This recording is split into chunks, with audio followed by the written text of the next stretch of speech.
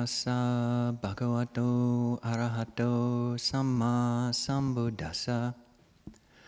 Namo tassa bhagavato arahato samma sambuddhassa. Namo tassa bhagavato arahato samma sambuddhassa. Buddhang dhammang sanghang namasami.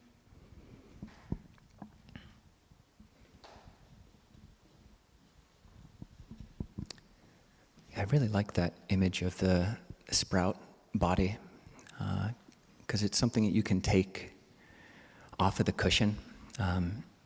We can bring this sense of aliveness and freshness to our bodies and our minds throughout the whole of the day. This is a really wonderful way to live the Dhamma, to bring the Dhamma into daily life, is to realize that there's a very intimate connection between what the body's doing and what the mind's doing.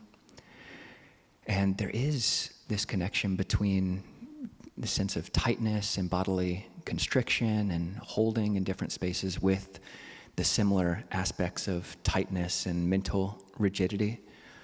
So if you just try to have this felt sense, full body, relaxing, coming back to a sense of flexibility throughout the day, throughout conversations, really anytime you can, that's a really good for the mind as well. So on this theme of roots and being rooted, thought to speak about a list which everybody might not yet be familiar with, and that is the list of 3 wholesome roots and the 3 unwholesome roots. Maybe just get a show of hands. Anybody, if you've heard of the 3 wholesome roots, you can lift your arm up like a little sprout stem. Okay, got some people, but a lot of people who haven't heard of them. It's a really useful framework.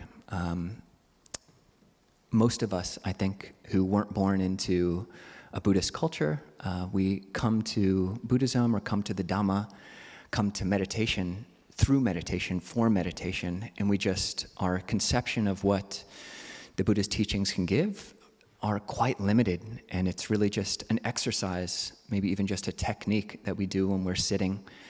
But this framework of the 3 wholesome and unwholesome roots are really a whole framework for life, because the idea of karma or kamma in a Buddhist context is not something that we're doing just when we're sitting on the cushion. Karma literally means just action. And specifically, what is karma? Karma is intention. So we're doing karma through the whole of our days, every day, all the time. And to have a bigger picture of what the Buddha's teachings, what the Buddha actually said we can do with the mind, and what the mind's doing even when we're not realizing that it's churning away. So introduce these, first the 3 unwholesome roots. This is greed, anger, and delusion. Greed, anger, and delusion. And in a Buddhist context, raga, dosa, and moha, or lobha, dosa, and moha. And these are qualities of mind which are always unwholesome. And what does that mean? Are they unwholesome because the Buddha said they were unwholesome, or because some deity said that they're evil, so therefore they're evil? Not so much. The Buddha gave the reason why these mind states are unwholesome is because they lead to our own affliction, to the affliction of others, to the affliction of both. They hinder wisdom, and they don't lead to liberation. I think a couple years ago, came across this theory, this technical theory called the unified theory of Muppets. The unified theory of Muppets. And it basically correlates different mind states and different personalities with different Muppets. And these 3, just a way to help you memorize these 3 unwholesome roots, which are also wanting, that which leans forward, wanting, that which pushes away, and wandering, that which just goes all over the place. So the Muppet which represents greed. Anybody? I've got one in mind, but Christine. Cookie Monster, yep, that's what I was thinking too. Cookie Monster, and this isn't a fully developed theory. I don't think anyone's won any Nobel Prizes with this one yet, and the Muppet for aversion or anger or Oscar the Grouch, yes. It's like you already knew, you've already done the experiment. And the last one is a little bit hard. Who is the Muppet for delusion? We're including Sesame Street characters in this as well.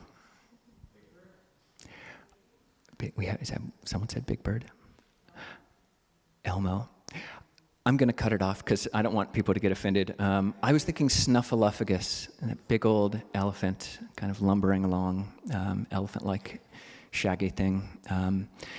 But these Muppets and their equivalent, the opposite of these, are also the case. So whereas we can lean into the greed and the anger and the delusion, we can water these unwholesome roots, their opposite also exist.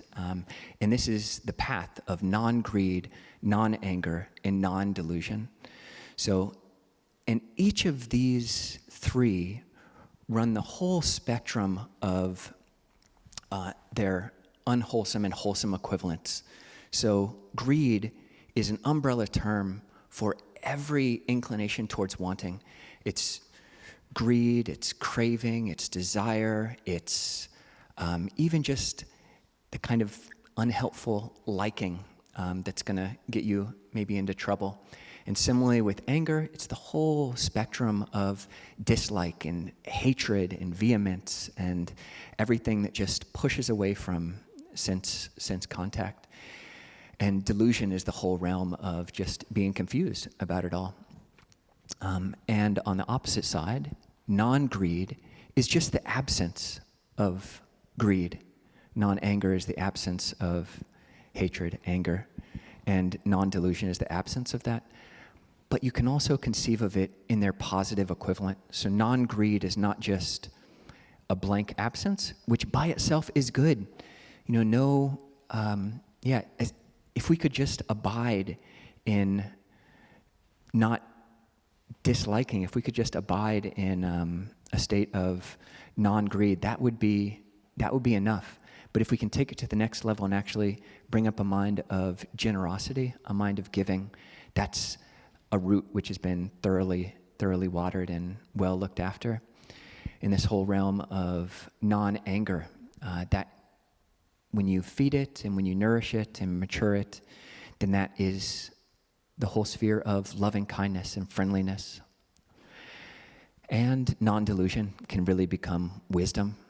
So we've got giving and loving and just living. And by living, this is the non-delusion of non-reactivity. Like a truly lived life is one which isn't a slave to all of our just habits and reactions. So genuinely living is the non-delusion. And these three wholesome and unwholesome roots work on multiple different levels. They work on the level of ethics or morality. They work on the level of psychology. They work on the level of personality and on the level even of cosmology. And it's so useful to have this framework and you can think about it. You can just think about, is what this monk is saying, does it actually make sense and might it be useful? And the Buddha gave this framework as a useful compass with which we can gauge our life and our intentions. And it's not like these are given to us. We're born into a human existence and we're not given a map. We're not given an instruction manual. Our cultures and our families are just an utterly mixed and confused bag of this and that and the other, and there's just no clarity. You know, we're getting so many mixed messages from the media and from our parents and schools and society and our bosses and our workplaces, and there's just not a coherent narrative to the whole thing. There's not a coherent story to the whole thing. And what the Buddha's providing here is not just a story. It is a great story. How can I incline my life towards non-greed, towards this giving, towards non-anger, towards loving, towards non-delusion, towards like living, actually being awake in this life, and away from wanting and wonting and wandering. It's a great story, and the Buddha said it's actually true. True in what sense? In that it leads to affliction for oneself, for others, for both, and leads away from wisdom. And it's done that since the time of the Buddha. And yeah, the Buddha just says this is a matter-of-fact state of how human psychology works, that greed will lead to affliction, self-affliction, affliction of others, and affliction of both. And these, when we water them, it manifests. These things sprout. So you can imagine in front of you, you've got, say, a pot on your right side, and you've got a pot in front of you on the left side. And the left-hand pot is filled with all the seeds of greed, anger, and delusion, of wanting, and wandering. And I won't try to species shame or anything and say that these are things like, thistle or nettle or anything that's going to hurt you, because there's good uses for those. But unlike these, mixed types of vegetation, these unwholesome roots are really unwholesome. It's like stank wood or nasty vine or doo-doo berry. And they're just poisonous. They're just toxic. And it will hurt you and your kids. There's nothing redeeming about these. And then on the other side, we've got all the seeds and the growing sprouts of non-greed, non-anger, non-delusion, of giving and loving and living. And all the time, we are watering these, whether it's a fire hose, when we're just yelling at our spouse and gobbling away at all the leftovers, or just wallowing in whatever Netflix series for 48 hours. The fire hose of greed, anger, and delusion, or the fire hose of giving and loving and living, of really just, I've spent 2.5 hours making this dish, and I'm going to give it to my family, I'm going to give it away, and all the beautiful actions that really, when they come together in a wholesome, beautiful celebration, it really does. You can see the flowers are just blooming all over the place. Or if it's a trickle, we've got our watering can and we're watering one or the other. Or if it's just the drip line that we've got going out. The water is dripping out all the time. We're feeding, we're watering some of these seeds all the time. Even when we're just vegetating and, just doesn't seem like, just navel gazing or whatever kind of things that the ways we spend our time.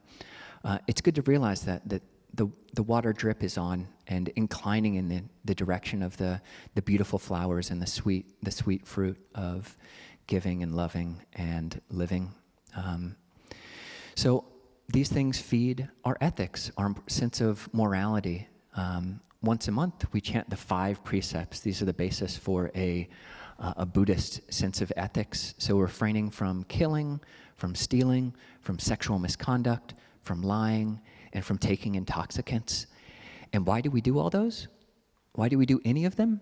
Because of greed, anger, and delusion. Because we haven't been paying attention to the mental habits of hating so much that we want to kill, or even being so annoyed that we just, smash that bug, because the Buddhist sense of ethics of non-killing does include animals and insects. We break the precept of sexual misconduct because we just allow the mind to stare a little bit too long, or pay attention in a way which takes us outside the bounds of the trust relationships that we have. We lie because we want, or because we hate, or because we're just deluded about things and it's a bad habit. And we take some intoxicants because it gives some kind of pleasant feeling. So the more we can pay attention to these stories and this truth of that these roots, when we water them, when we allow the mind, what is the cause? The Buddha said, what is the watering of greed? He said, unskillful attention, ayoniso manasikara, to the sign of the beautiful, to the sign of the beautiful. So if we're married, or if we're a monk, or if we're a nun, paying too much attention to the sign of the beautiful in another person, such that it manifests in breaking our precept of breaking our vows with other people and transgressing sexually, that's, you see the suffering that comes from that really quickly. So watching that, how are we watering these states of mind? What is the watering of anger? It's unskillful, unhelpful, ayoniso manasikara, inappropriate attention to the sign of aversion. We just pay too much attention to that which we don't like until we swat the mosquito, or we kill the thing, kill whatever it is that we don't like, the painful sensation, paying unskillful attention to dukkha vedana, to the sign of aversion. And delusion, what's the watering of that? Is just unskillful attention in general. So we can water all the opposites of those as well in our ethical conduct, just paying more attention to the beautiful acts of generosity that you can read about, that you can see in your own lives, that you can see in your family, that you can remember yourself doing, all the beautiful actions of kindness, of loving kindness that you've been shown through your life, watering these healthy, sweet fruit as well. So that's the level of morality. And on the level of psychology, we talk about these 5 hindrances of greed, anger, sloth and torpor is the third one, or restlessness and anxiety is the fourth one, and then doubt. And these 3 unwholesome roots are really what waters these as well. So the first 2 are just direct, they're the same. The unwholesome root of greed or wanting is the mental hindrance of craving. The mental hindrance of aversion is the unwholesome root of disliking or aversion, of hating. And this drowsiness, this sloth and torpor, can come from an overly watered, a soggy root of liking or of disliking. We zone out, we forget, we fall asleep, we tune out, we phase out, we let the mind wander, we fall asleep, either because we want the pleasant sensation of that, or we don't want the unpleasant sensation that comes from just being awake. Sometimes being awake is a little bit painful. It is a little bit painful. And the mind is just an unconscious habit that's so easy to pick up. It's like the mind senses something that we don't like in meditation, and you can just conk out. You can just, if you find yourself in meditation and you're like this, you're nodding, you're just hunched over, chances are that it's not like you've been dwelling in a blissful state for the last couple minutes, it's more likely that actually you've been zoned out for the last couple minutes and that you only realize it when you're half slumped. And so you can bring up that, again, this sprout body, just allowing the body. It does have this aliveness, and you can extend again. So leaning into this wakefulness and breathing in light. And restlessness, similarity, it can come from a soggy root of craving. We want to think about that thing. We want to think about tomorrow or what we're going to do later today. We don't want to think about what happened yesterday, all of our regrets. And the literal translation of this hindrance of restlessness and worry is actually restlessness and remorse. And remorse, this like a morsel of food or like the molars, this is what chews on our past. It's remorse. It's thinking about and disliking all the bad things or the things we regret in the past. So when we water greed and anger, it can lead to restlessness or doubt or drowsiness. So that's on the level of psychology, when we're not aware of how our mental streams are just dripping and the comic results of that. KAMMIC, comic results. And these all they're the fruits of these really are, that's why we start to practice, is because when we start to practice after not having been cognizant and aware of what we're doing with our own minds and the effects that's having on us and our family, our lives are a mess. Our lives can be a mess, and our relationships can be a mess. And that's the fruit of not just having a framework of this. Is we've been feeding and nurturing and adding compost to the greed, the anger, and the delusion, the wanting and the wanting and the wandering of the mind, all these thorny parts of the mind. And you can have a thorn bush if you keep watering the thorny seeds. So, and similarly, you can see it in other people, the fruit of watering seeds of goodness and giving, generosity, loving kindness, and clarity, a sense of clarity. So that's the level of psychology. On the level of personality, so there's a book called The Path of Purification that was written about 1,600 years ago, and it is rather fascinating. So written about 1,000 years after the time of the Buddha, and some of it is really insightful, some of it you would find very boring, and some of it is actually hilarious, especially this section on personality types. So Buddhaghosa, the author of this book, an Indian monk living in Sri Lanka in about 600, 400 AD, writes about these Buddhist personality types where these underlying tendencies, these roots of greed, anger, and delusion manifest in typologies. So someone's a greed type or an anger type or a delusion type.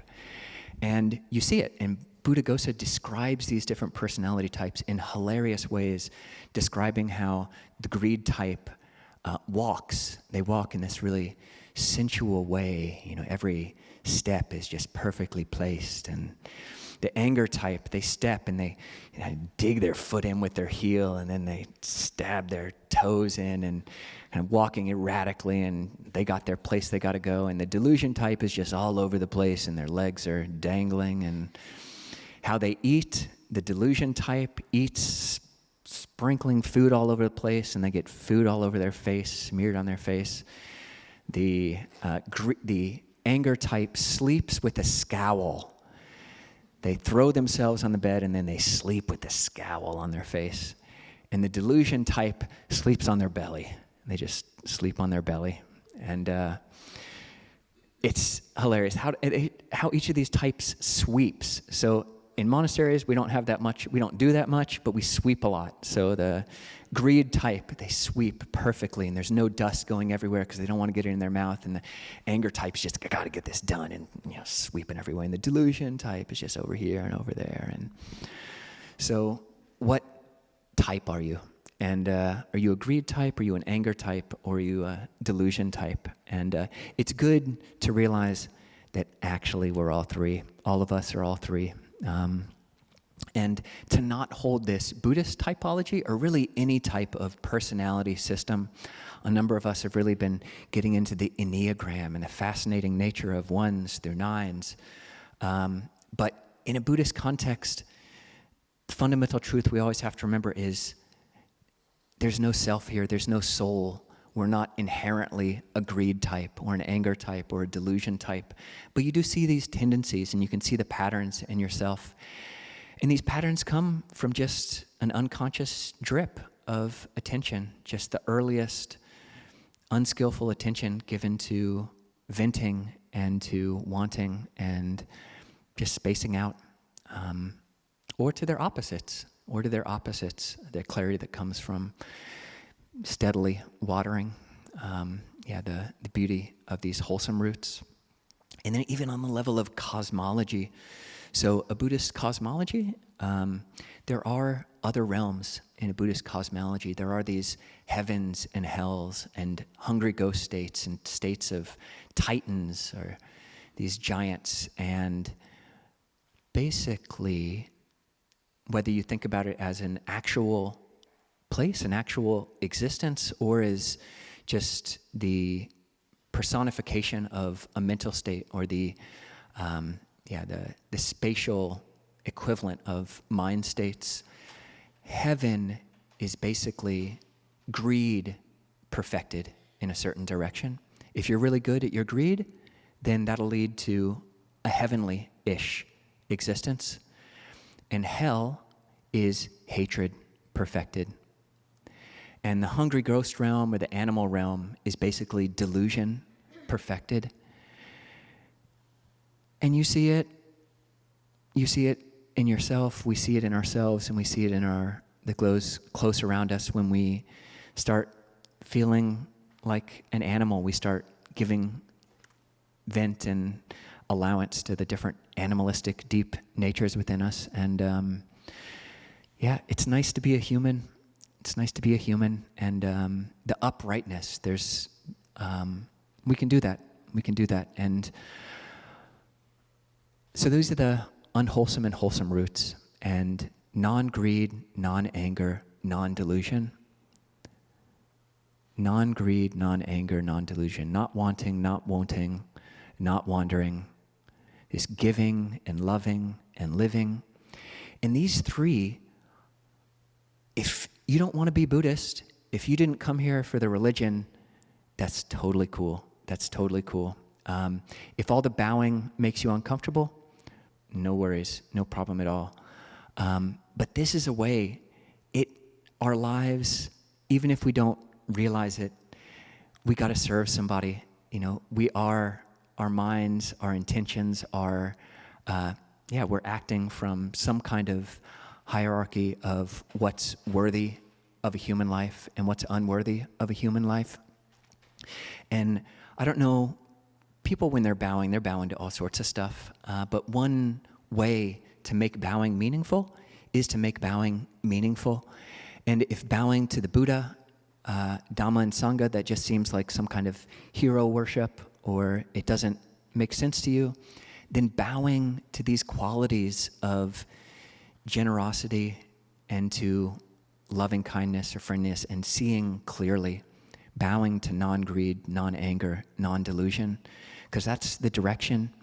When we wake up in the morning as monastics, we bow. That's the first thing we do, because this is the direction. We aim in the direction of our shrine, and we bow 3 times. And we can bow to non-greed, non-anger, and non-delusion.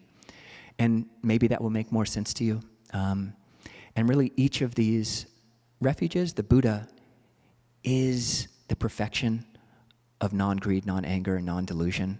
The Dhamma is the perfection of non-greed, non-anger, and non-delusion. And the Sangha are those people who've practiced that completely. And what is Nibbana? What is Nibbana? When you first hear it, it just sounds so mystical, and you don't even know what it is. You don't even know what it is. But one way the Buddha defined Nibbana, nirvana, the end goal of Buddhism, is the complete transcendence of greed, the complete transcendence of anger, and the complete transcendence of delusion. So non-greed, non-anger, and non-delusion are the path, and they are the goal. And we can orient our lives in that direction. If that sounds good, if you can see and you've tasted some of the fruits of these seeds, and yeah, we can just, the more we can make that conscious, then the more we'll lean in that direction. So leave the talk there for the morning and open things up for questions. Andamayam dhammakataya sadhu karam dadamase. Sadhu, sadhu, sadhu, anumodam.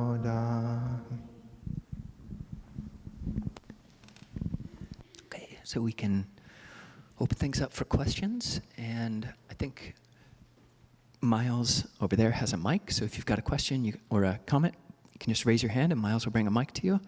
And same goes with people on Zoom. You can just raise your cute little cartoon hand and we'll call on you.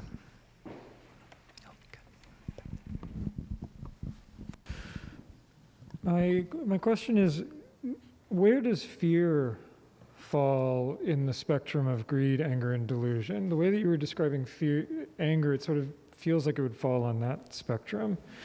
But I'd like a little bit more clarification on that. And then, if it falls in the kind of anger spectrum, how do you dissipate fear?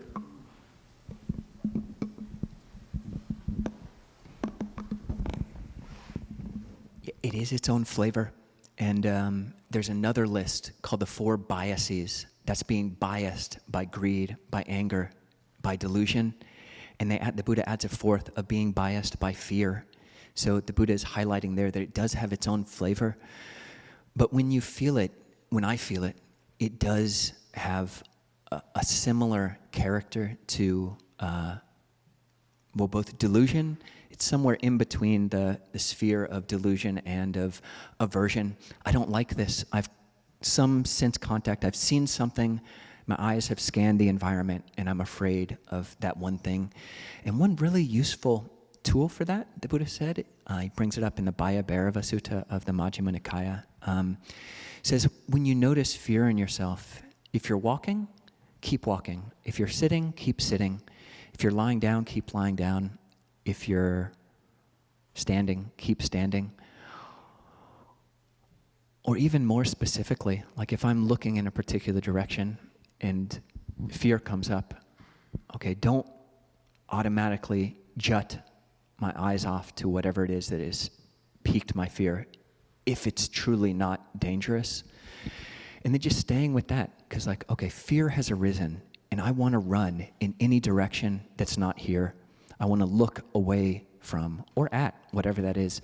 But just keeping that posture, the Buddha says, allows you to see, okay, the fear has come up, and the fear is shaking me, but I'm just going to watch it. And when you keep the body in a single posture, and just let the shaking take place, then it'll pass. It'll pass with time.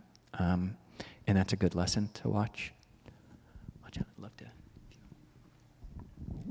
What's the Muppet? That's the Swedish chef's assistant, or the little beaker.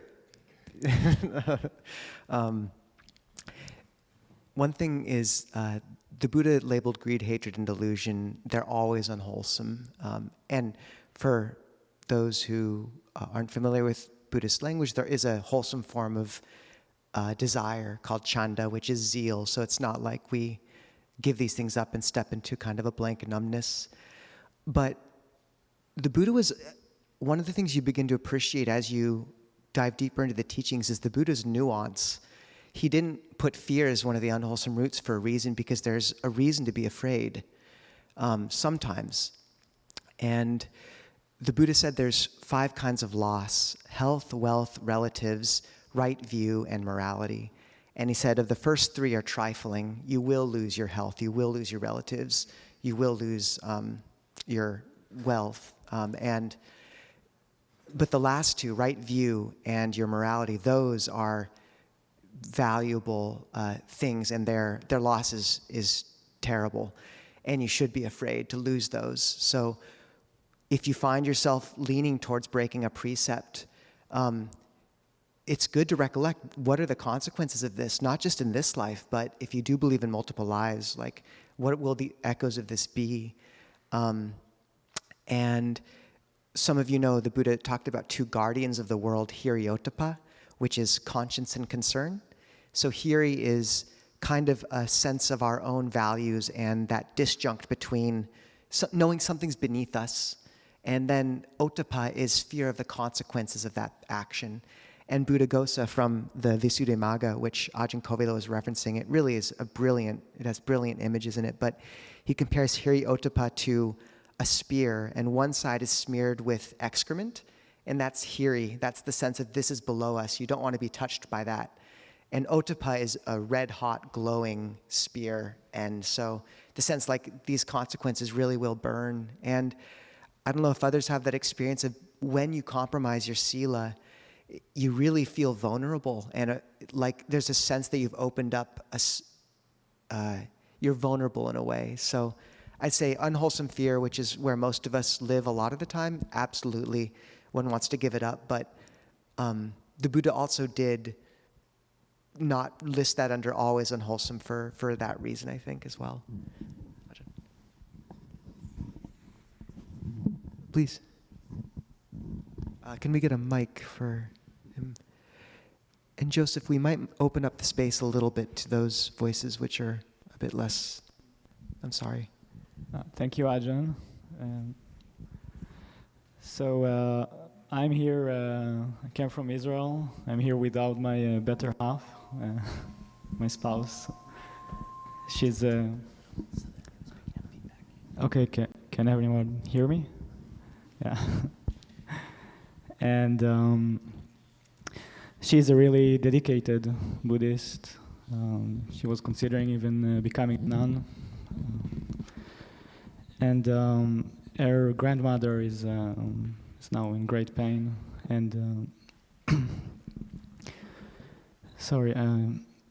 So I would like to ask, only if it's suitable, if we could do a chanting to ease her pain.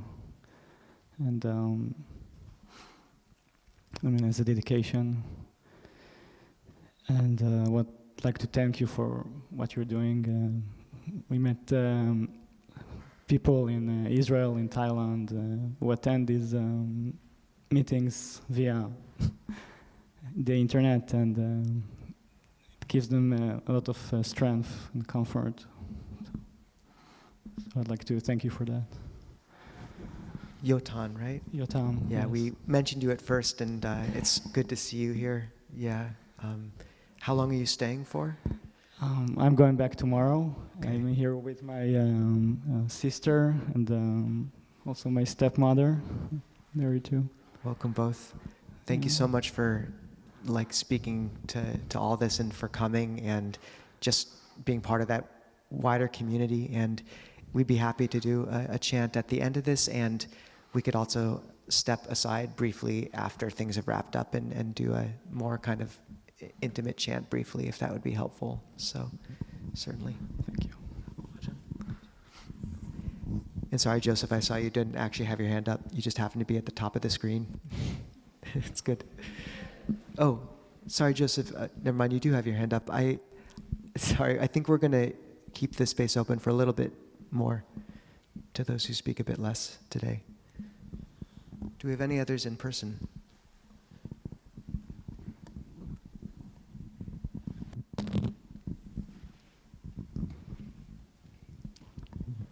Kate? Thank you for your talk, Ajahn Kovilo.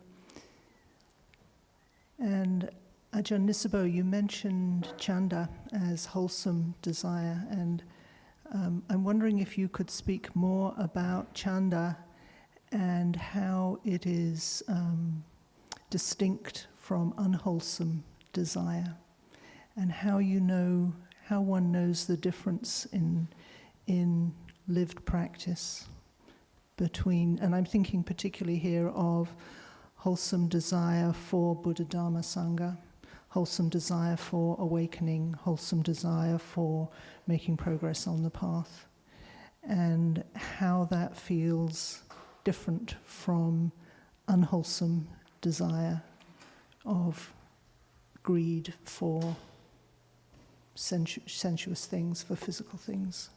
Thank you.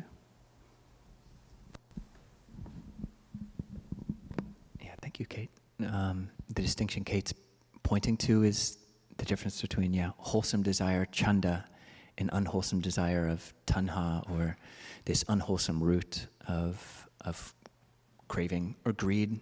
And it is really important to get a feel for how those are different, and then to really nurture the one and then abandon the other.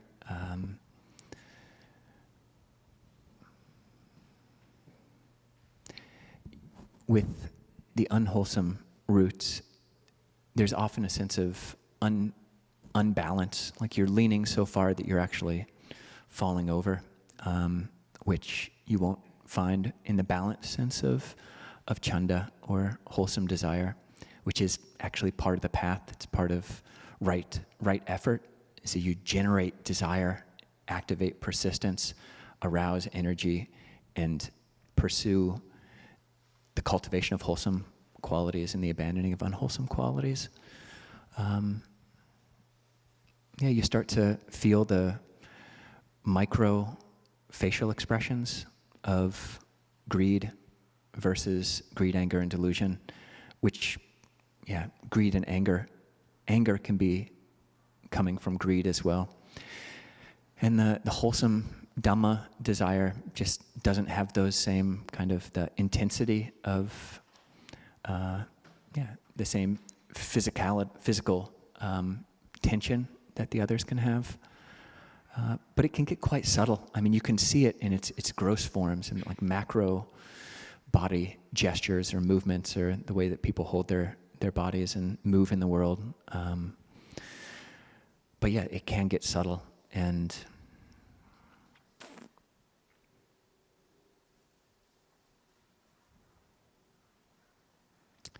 I think there is, I think that the sprout body, like the wholesome desire does have this kind of aliveness to it, whereas the unwholesome desire has it's starting to get tight.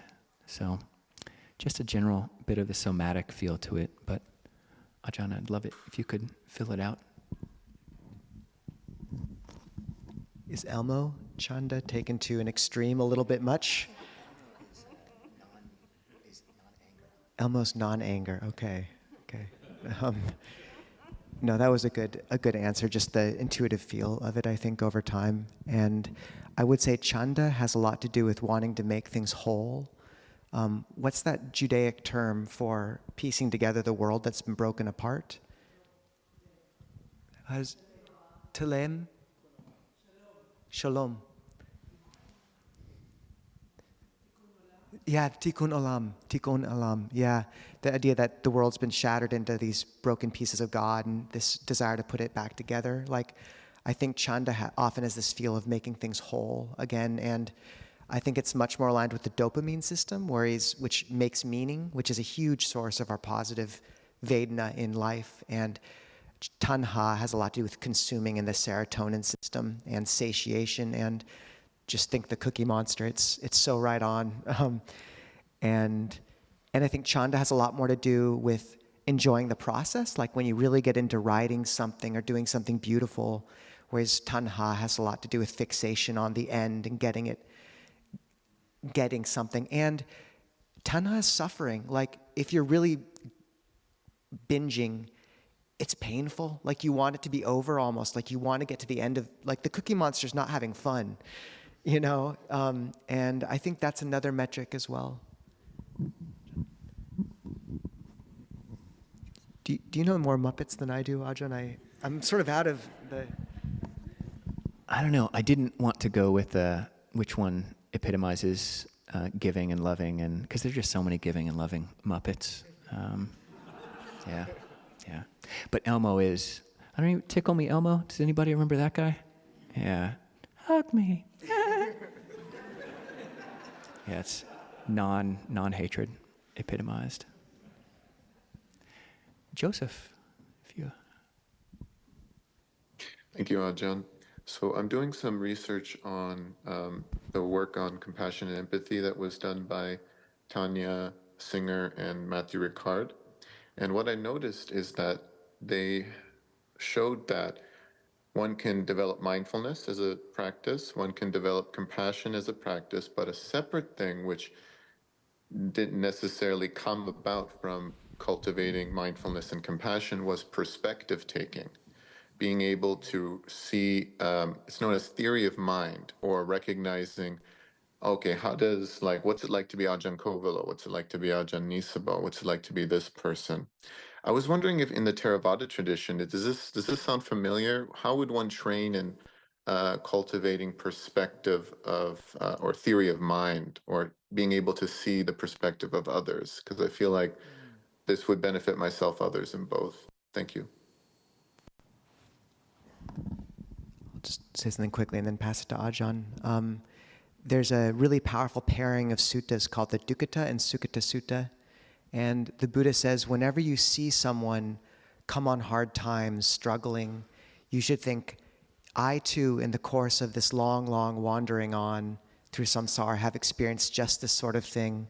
It is enough to become dispassionate, enough to lean towards nibbana, to stop swelling the cemeteries. And when you see someone come on good times, successful, happy, you should think, I too have experienced just this sort of thing in this course of this long, long time. It's enough to become dispassionate, enough to incline towards nibbana, enough to stop swelling the cemeteries, which is a great phrase. But for me, that is the beauty of a wholesome holding of rebirth, is the sense of we've been each other's mothers and brothers and sisters and enemies and friends, and just the equalizing effect in terms of really coming to that. And the idea that what we all do share is dukkha, and finding your way to someone's root of dukkha, and the compassion that's hiding there.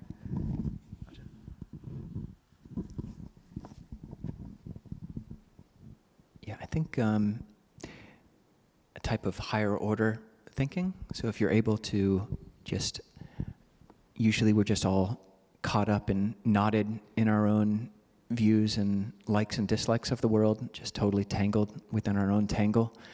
But if you can just let the mind just come to just get some level, it's like you're walking up onto whatever kind of walkway this is. It's really crowded up there. If you actually go, there's like chairs, all sorts of weird stuff up there. But coming up, and you can just look down and just you're looking at the whole situation, and it looks really different from up there. And similarly, if you can, this third foundation of mindfulness, one knows the mind in and of itself, ardent, alert, and mindful, putting aside greed and distress with reference to the world, putting aside one's biases, what one likes and dislikes, and then one does that internally and externally.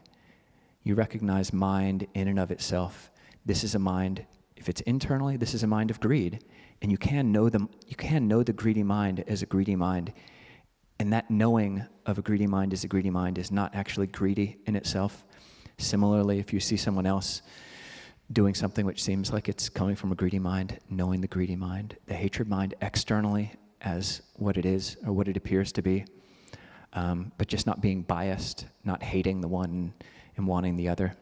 So, yep, see if you can lift the mind up a bit, out of its own tangle.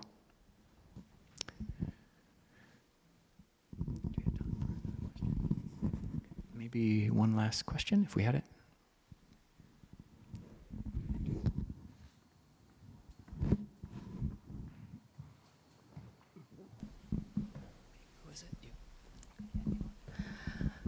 Hi.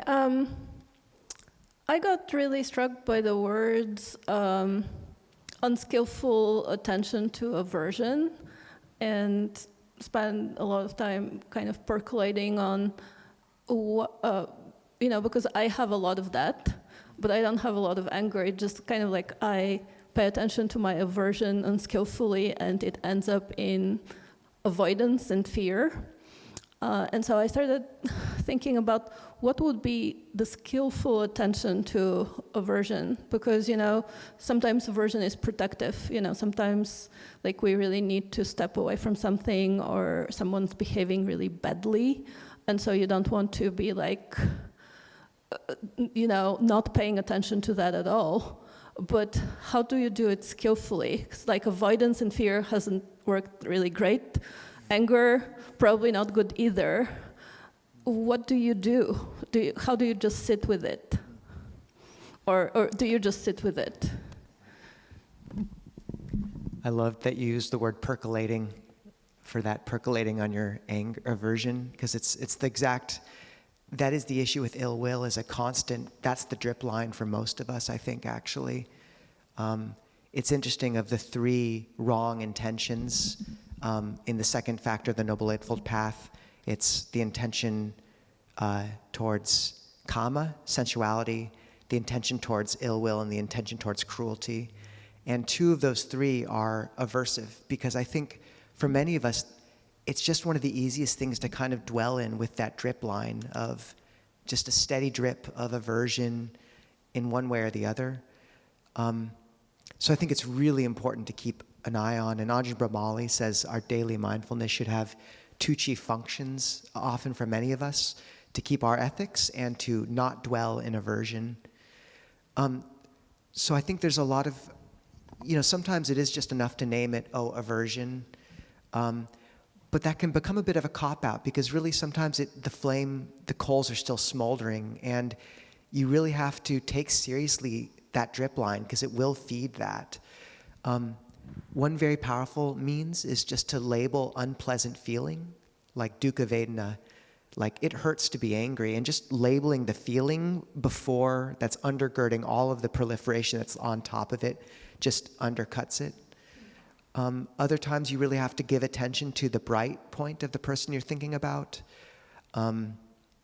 Other times just bring to mind a wholesome object like love or something. Other times lean into gratitude, and just, if we didn't have people who pushed our buttons, how would we learn to grow in patience and wisdom and care? There's a story of the first teacher to bring Buddhism to Tibet, and they said that he'd heard that all the Tibetan people were really nice, so he brought his really annoying chaiwala with him, so he'd have someone to practice with. So, and it's true, like that's how we grow, and there is a space for looking at those people with gratitude. So I'd say really being aware of that drip line, and how to know whether your attention is unskillful or not. I think it's just something you get a sense for over time. And you can really hear the difference in tone between Mara's voice in your head, like, come on, how could they possibly do that? Versus the Buddha's voice. It's not actually the Buddha's voice, but that voice of wisdom that's like, and sometimes it can be very clear, like, this is enough. But those are 2 very different tones. And like Ajahn Kovilo was saying with fear, where when it comes up, the Buddha's instruction is to not change posture. When anger or aversion comes up, to know that your duty is not to feed it or react to it, but wait until it passes and then make your decision from that place of coolness on the other end. And then you'll have a clear picture. Ajahn Mudito, in an interview we did with him recently, said, sensuality will pretend it's your friend, ill will pretend it's necessary, delusion will pretend it doesn't exist. So I thought those are very good. One more, do you think maybe call it good? What do you think?